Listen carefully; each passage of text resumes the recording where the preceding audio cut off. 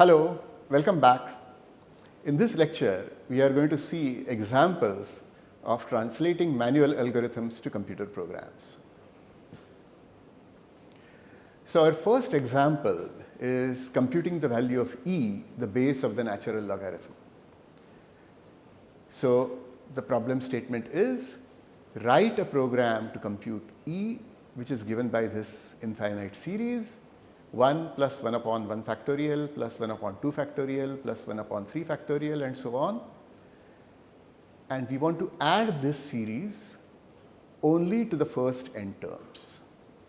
Okay. So we want to write a program to do this. Can our students do this manually? Of course they can. Okay. Now, does it mean that they can write a program? Well, they will have many questions if you ask them to write a program. For example, do we need a loop? How many iterations will it run? What variables should you be choosing? How to update the variables in each iteration? Now, you and I may think that these questions are really simple, but they are actually not.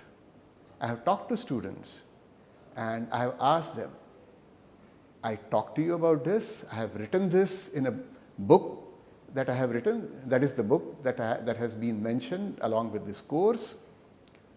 Do you really like me to explain this? Do you really want me to explain this? Or do you think it is obvious? I was quite surprised that bright students as well as not so bright students came back and told me, please, sir, keep this description. We need this description. We find it very useful. It is very comforting for us. It gives us confidence in writing programs. So, please imagine yourself as a novice student in the first programming course and approach the next slides from that point of view. Okay, so we want to compute the value of e, and what is our suggested strategy? What do we tell our students? Well, we will tell them, first observe what you do manually. So for this, they can say something like, well, the manual computation does have n-1 phases. Okay. In the ith phase, you calculate the value of 1 over I factorial. And you add it to the previous values, the previously calculated sum. Well, what is it that you exactly calculate and how do you calculate it? Well, you want the value of 1 over I factorial, but you know that in the I-1 phase or in the previous phase, you already have calculated the value of 1 over I-1 factorial. To get the value of 1 over I factorial, you just have to divide by I. Do students observe this? Of course they will. Ask them to actually do the calculation. They are not going to do I factorial from scratch. They will immediately realize that, oh, I just calculated 1 over 5 factorial. To get 1 over 6 factorial, I just need to divide again by 6. So they will make this observation. And we want to alert them to make this observation. In fact, if you ask students to write a program, they will forget how they do this whole thing manually, and they will compute 1 over I factorial from scratch every time in the loop. And they will get confused because there will be a nested loop and so on. And of course, they will do extra computation. So although computational complexity is cannot be a part of the first programming course, this is an obvious economization, and we should alert students. And in fact, the AICTE course and many other courses do say things like encourage students to minimize computation. So alert students to what they exactly do, and this is what they really do. Now, if you go along this path, you will talk a lot about the values, and you may realize at this time that it is better to give names to values. So for example, you could say that Ti is the term calculated in the ith iteration. Si is the sum calculated in the ith iteration. Remember that these are students who have already done 11th and 12th standards. So they are familiar with a series. They do know giving names to terms of a series. Okay? So this is not going to be something that they are going to get confused about. But once they give these names, they can write their observations in a succinct manner. Instead of saying value calculated in the ith phase is value in I minus 1th phase divided by I, we can just say T sub I, which we want to calculate, is T sub I minus 1 upon I. Okay, so it becomes much more precise, it becomes much more compact, and of course do this slowly. Okay, so if somebody gets confused by writing T sub I, tell them that this is what you mean and tell them why we are writing T sub I. We are writing T sub I because it is convenient for us, and similarly S sub I. So what we are doing in the ith step is doing that division and then doing that addition. Next we want to write the program. And we should write the program only after we have understood what it is that we are doing, and preferably understood it in these very specific terms. Not generally that, oh, I do this, this, this, this, in the next step this is what happens. Not in terms of examples, not that in the first step I am going to calculate 1 over 1 factorial, in the second step I am going to calculate 1 over 2 factorial, 1 over 3 factorial. No, students can rattle that off, but tell them that you need to do a little bit more. You need to tell me what happens in general. So this idea that students have to say what happens in general is important, and therefore they need to give names and they need to write statements such as Ti equal to Ti minus 1 upon I, and they can say that this is what happens for all values of I. Once they have said this, only then are they ready to write the program.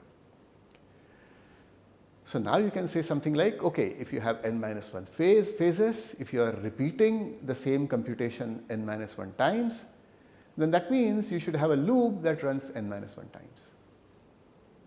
Or, well, not or, but and in the loop you need to have variables. So it is natural to use variables s and t to store values si and ti. So you really need to go over this fairly slowly. You need to tell the students how you are going to update those si and ti. The order is important.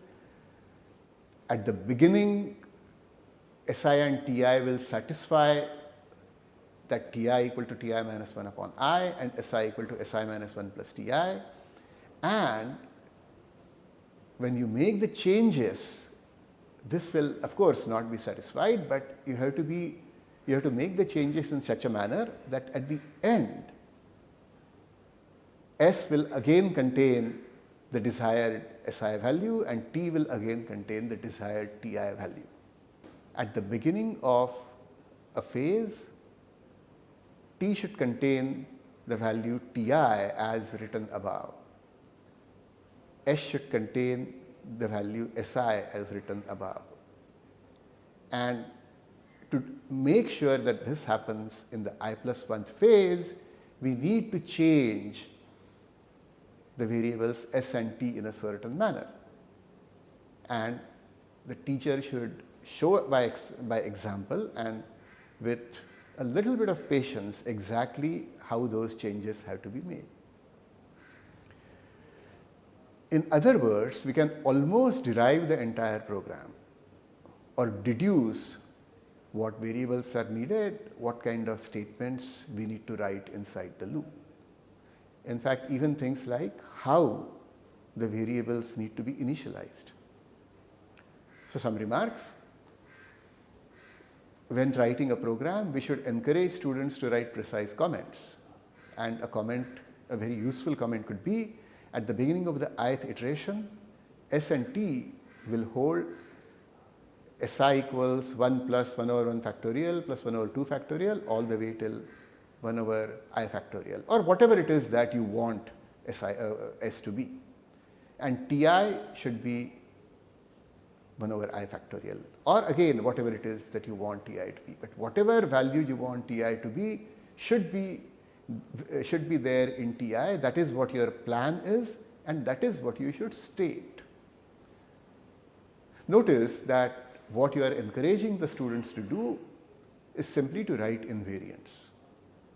And invariants are an important idea, as you know. They are important in making sure that your program is correct.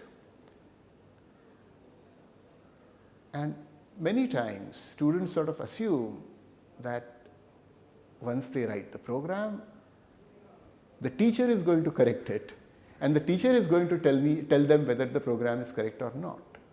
No, that is not at all how it works. You have to tell your students.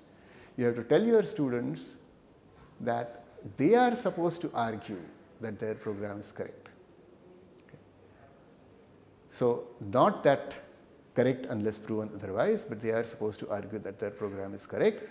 And in the first programming course, they don't actually need to give a proof, but they actually need to say what is it that they are expecting their program to do.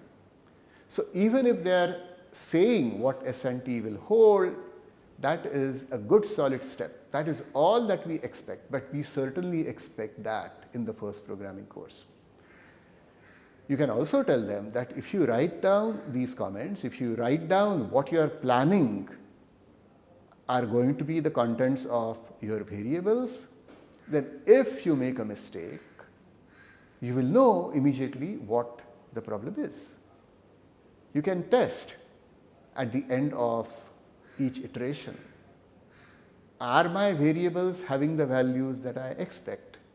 Okay, some students, as I said, will calculate I factorial from scratch in each iteration. Okay. But as we have said, this is not quite how they would solve the problem manually, and in some sense see that this is a proof of the fact that students are not paying attention to manual computation. And we are saying that manual computation is very important. Okay? And of course, as we said earlier, calculating I factorial from scratch is less efficient. The program will have nested loops and it will be slightly more complicated, and therefore, in the spirit in which we are taking this example and in the spirit of efficiency, it is useful if we encourage students to do it in this manner and write down the invariants or the plan for the program that they are going to write. This is discussed in great detail in chapter 4 of the book that has been mentioned with this course, An Introduction to Programming Through C++, which you can see in the website or in the description.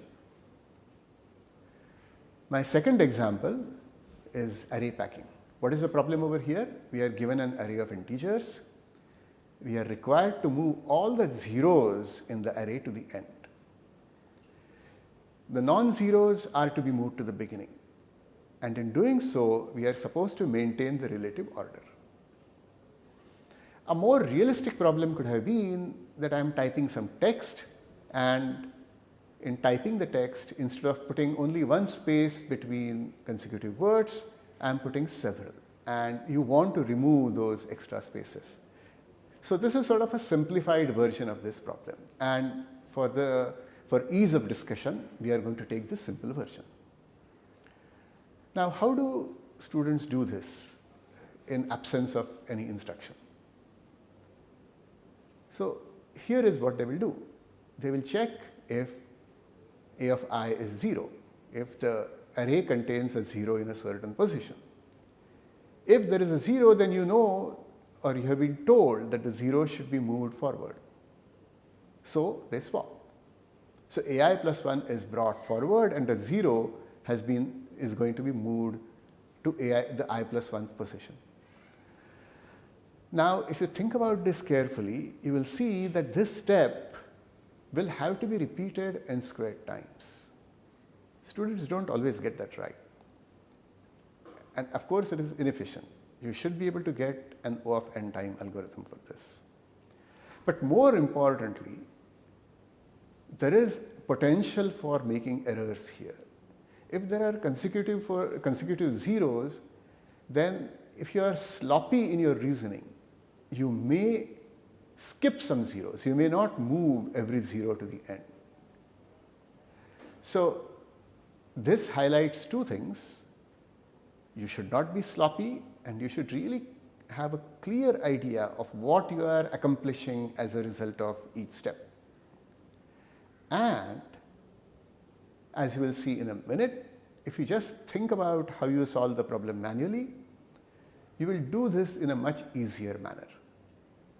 Okay, so what is our strategy? What strategy have we suggested? Our strategy is mimic manual computation. So the problem was stated as what do you do with an array? So now for manual computation, we have to back translate it to a blackboard, because we can manipulate a blackboard manually. We can write or erase on the blackboard. So a blackboard is much easier to deal with for manual computation. Okay, so what would you do if the array is given on the blackboard? Many students will say, I will go through the array on the board and write down a list of non-zero elements as I encounter them. Notice that they are not going to say we are going to do local exchanges. They will realize that, look, local exchanges is a lot messy. Why should I locally exchange? The moment they do a few local exchanges, they will realize that, oh, I could have moved this to the end in one shot. And how do I move that to the end in one shot? What am I really doing there? So what we are telling the students is, think about what are you really doing there, really doing in all of this. Okay? Now, the second step, what does it mean to go through the array? Well, when you want to translate it back to an array, okay, or go through the array on the blackboard, now go back to the computer, how do you go through an array on a computer? Well, for that you need to use an index variable, you need to increment that variable and look at the entry which that index is pointing to. Then there is this step, we are going to make a list. How do you make a list? How do you make a list on a computer? On a blackboard, making a list is easy. I just start writing on a different piece of the board. What do you do on a computer? Well, as teachers, we have to tell the students that you can also make a list on a computer. How do you do that? Well, you use a new array. You ask for a new array, you have another index for it, and you insert element into an array. So you insert it at the current index value and increment the array and so on. Okay, so now you have copied the list of non-zero elements into a list. What do you do next? Well, now you can erase the old array on the blackboard and just copy this new list. So now all the zeros are not there, but you wanted the zeros as well. So the rest of the array you append with zeros. Okay, so this is a reasonable blackboard algorithm, and what you should do is you should work with the student in discovering the blackboard algorithm and tell the student what has to happen for translating the blackboard algorithm to a computer algorithm. What does go through array mean? What does making a list mean? Now, this solution is actually very good. Going through the array and copying the array does take O of n time. So we have already made an improvement, but another improvement is possible. Okay? So there is a more direct solution in which you don't really need a separate list. So if you prod the students again, do you really need extra board space for the list? Many students see that overwriting directly can work. You don't need an extra array. You can write at the beginning of the array, because you are reading through a pointer which is further down. So you don't really need to worry about those two lists overwriting one another. Okay? So the extra solution is important and students should get to it, and they will. But on the other hand, if some students don't get to the extra solutions, that's okay. They already have a good solution. They already are learning that they should be introspecting. And if they learn to make a correspondence between their manual algorithms and what they are writing on a computer, and if they say that, look, what I write on a computer is correct because my manual algorithm is correct, then that's it. You have taught them what they need to know. Okay. Okay. Third example, we are given a picture and we want to count the number of objects in it. Okay, so here is an example. So we are given a 2D array containing a binary image. What is a binary image? Well, it contains zeros and ones, and an object is a maximal set of adjacent ones. Okay? So in this picture, for example, there is this region. Okay, this region of ones, this region of ones, this region of ones is a contiguous region, and that constitutes one object. Similarly, there are other objects, and those objects are what we are expecting to count. Okay, so there are 3 objects, as you can see, and we want to write a program which counts these 3 objects. Now, let me mention that this is a difficult problem. Okay. I did discuss this problem in the introductory programming course, and I am reporting this to you because I got some really nice answers. And those nice answers were obtained because I asked the students to think, what would you do manually? Okay? So the answers will show that solving manually is a powerful idea. And also it shows you that it's not that immediate. Students don't get to that idea immediately, but when they get to the idea, it is some kind of a revelation. Okay, so how did the discussion proceed? So I said, okay, I told the students, look, what would you do manually? So the student says, well, I see 3 objects. Now, you should ask at this point and tell me, and tell the student, well, think to yourself and tell me how you realize that there are 3 objects. At this point, the student almost gets angry. The student says, look, I see 3 objects. I don't know how I see 3 objects, but isn't it obvious? There are 3 objects. Don't you see 3 objects? What is there to tell? What is there to tell? There is nothing like, how do I realize it? I just see them. Okay. Now, this is an important question. This is an important point, because we have found a gap between human and computer perception. It seems that the student or humans sort of look at the picture and immediately see what is in it.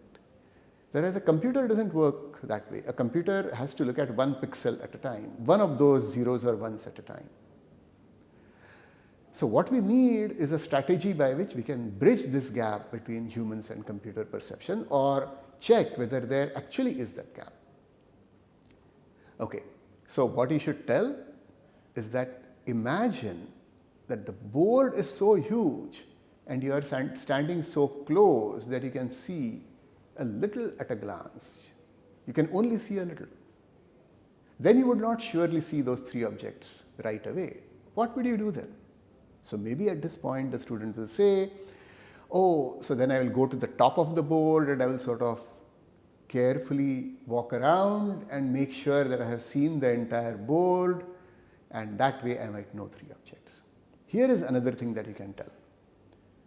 You can say that, look, you are not allowed to look at the board entirely, but you are only allowed to look at the board through a small movable window. If this is the condition, will you still be able to tell me how many objects there are? Now the student will have to think. The student will have to think about how that window is going to be moved. And now we have come to grips with the problem, the way a computer needs to solve, or even the way a student needs to solve it. Okay. Because, and this is again something that you should remind the student, what if the objects were long and complicated and they snaked around each other? Then you would not know that there are 3 objects. Okay, so you would have to do something else. So now the students really get to think, and this is the crucial point. So one student might say, okay, so I would color the objects. So the moment I see that there is an object through my window, I will color it. And I will sort of spread the color to its nearby cells, nearby pixels, and that way I know that this is an object that I have already colored. Okay. Another student might say that I would trace the outline of the object and I would count the number of outlines. Again, when I trace the outline, maybe I will color the outline to make sure that I am not going to trace it again. Okay. Now, these are great ideas. Of course, they still need some work. What does it mean to color each object with a different color? Okay, what is the computer equivalent of a coloring? So basically, we have that array, and the array contains pixel values which are 0s and 1. Okay, now we are going to let those values become greater than 1. So we are going to allow the program to write into that array, or maybe we will make a copy of that array and write into it. But whatever it is that we will have to write into that array. How do you spread the color? Well, something like this. If the ijth entry is 1 and the next entry is greater than 1. Greater than 1 means we have colored that entry. So then we'll make that ijth entry equal to the next entry is, okay. So to take a snapshot, these are my pixels. If this entry I have made 3 and this entry is 1, then I know that this pixel is a part of this object. So I am going to change this pixel entry to a 3, saying that this is also a part of the third object. So in this way I am going to spread this 3 around. Now if the objects branch off in many directions, how do you ensure that the color reaches all parts? This is actually a fairly non-trivial question. One answer is go over the picture several times. You can make this work. Okay? It's not the most efficient. The efficient solution is a little tricky, but the non-most efficient solution can be made to work if the student is patient. Just go over the array several times. The second idea was trace the outlines. Okay. How do you identify the cells on the boundary? Is easy. So ij is a boundary cell. If I-1j or ij-1 and so on are 0 and ij is 1. Okay, but how do you identify the pixels which constitute a single boundary? That is a little harder. So students will have to say, okay, so if I am looking in the north direction and if the boundary is in the north direction, I will need to go northeast and check, and then maybe I will go after northeast, I will check south and so on. So you will have to work that out a little bit. But the point is that the students are already coming up with nice ideas, and they are doing so because they are thinking, what do I do manually? More complications. If the objects have holes, then there are internal boundaries. So how do you deal with internal boundaries? So these are problems. Again, all of these problems may not be solvable in the first year, but some variation of this problem can be given. I had given a variation of this problem in my first year course, a simplification of this problem, and students were able to solve it. So some remarks. The examples show the important part about human perception. Humans don't really see everything at a glance. It appears to be so only if the picture is simple or small. Our eye has its own intelligence, and subconsciously the gaze moves over the image, often very rapidly. So this also contributes to the at a glance illusion. Okay. Then we have said that variables are needed to hold data, but here we are not only using variables to hold data, but we are using variables to note what we are looking at currently. So, variables ij keep track of which pixel we are examining currently. So, we are examining a of ij. Okay. So, pixel of ij, that element of the array we are examining, and ij are variables which are keeping track of what it is that we are examining. And this is needed for one dimensional arrays as well. Okay. All right. So, I am going to stop this lecture right now. We will take a break and we will come back, and after that we will continue with the fourth example. Thank you.